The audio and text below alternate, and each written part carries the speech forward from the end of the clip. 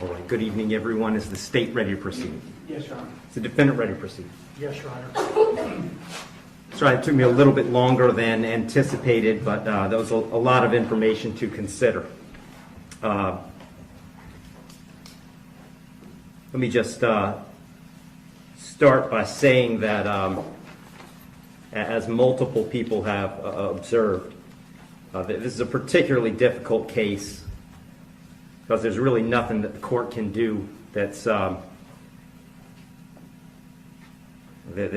capable of fixing the harm that has been caused to the victims in this case.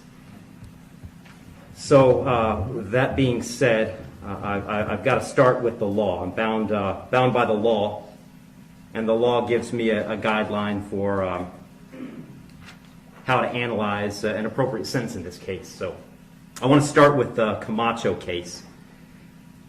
It's really the first thing I need to address is whether or not the court's going to depart from the minimum in this case, which is 222 months or approximately 18 and a half years in the Florida State Prison as a minimum.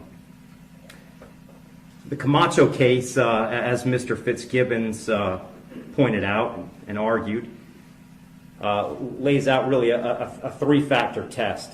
Is there a valid legal basis for departure? Is there competent substantial evidence that the facts support an application? Or do the facts apply to the departure basis that is being asserted?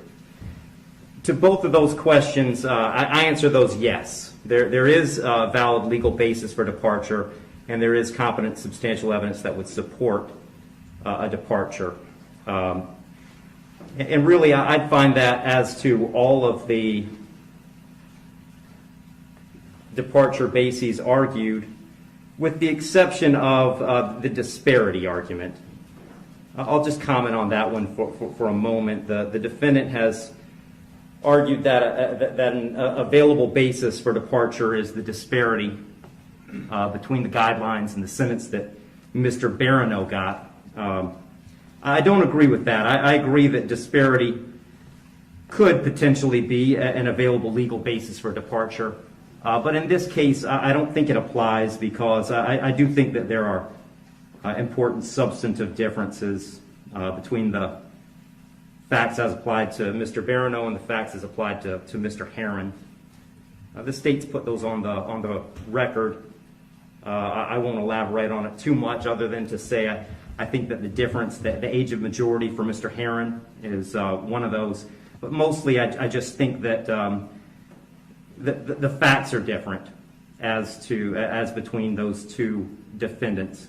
And so I don't believe that the facts in this case support that as a departure basis because I believe that